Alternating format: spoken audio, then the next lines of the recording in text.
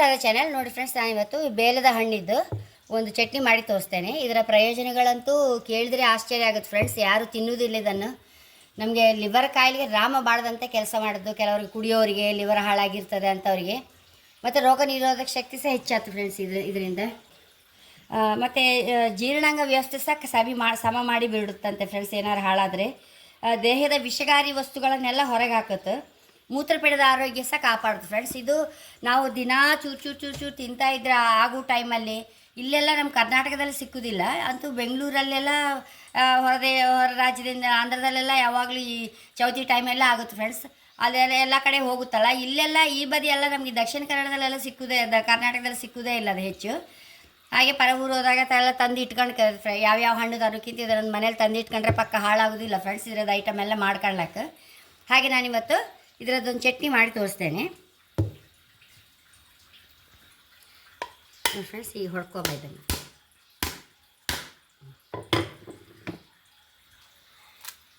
High class ಇದೆ friends. ಅದನ್ನೆಲ್ಲ ಬಿಡಿಸ್ಕೊಂಡು ಹೋಗ್ತೇನೆ.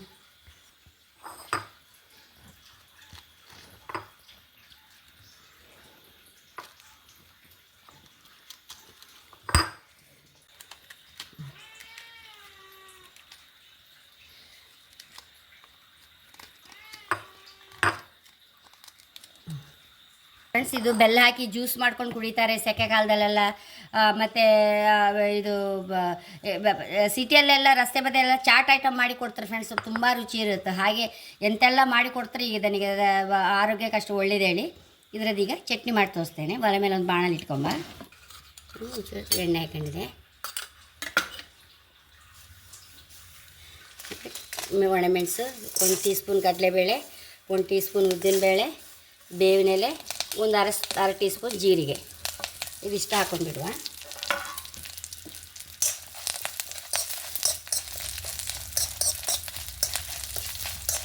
ಫ್ರೆಂಡ್ಸ್, ಹೀಗೆ ಸಾಸಿವೆ ಹುಟ್ಟುವಾಗ ಒಂದು 4 ಹಸಿಮೆಣಸು ಸಹ ಹಾಕೊಂಬ.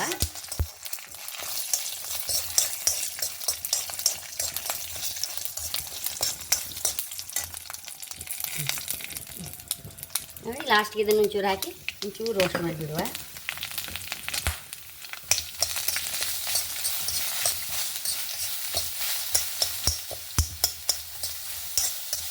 ಫ್ರೆಂಡ್ಸ್, ರುಚಿ ತಕ್ಕಷ್ಟು ಉಪ್ಪು ಹಾಕೊಂಬ. ಉಪ್ಪಿಗೆ ಹಾಕೊಂಬ ಇದನ್ನೆಲ್ಲ.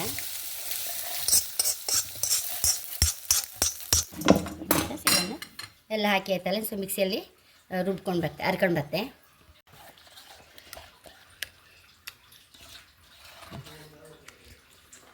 ಫ್ರೆಂಡ್ಸ್, ಎಷ್ಟೋ ರುಚಿಯಾದ ಬೆಲ್ಲದ ಹಣ್ಣಿನ ಚಟ್ನಿ ರೆಡಿಯಾಗಿದೆ. ನೋಡಿ ಫ್ರೆಂಡ್ಸ್, ಹೀಗೆ ಚಟ್ನಿ ಹಾಕ್ಕೊಂಡು ಒಂಚೂರು ಎಣ್ಣೆ ಹಾಕ್ಕೊಂಡು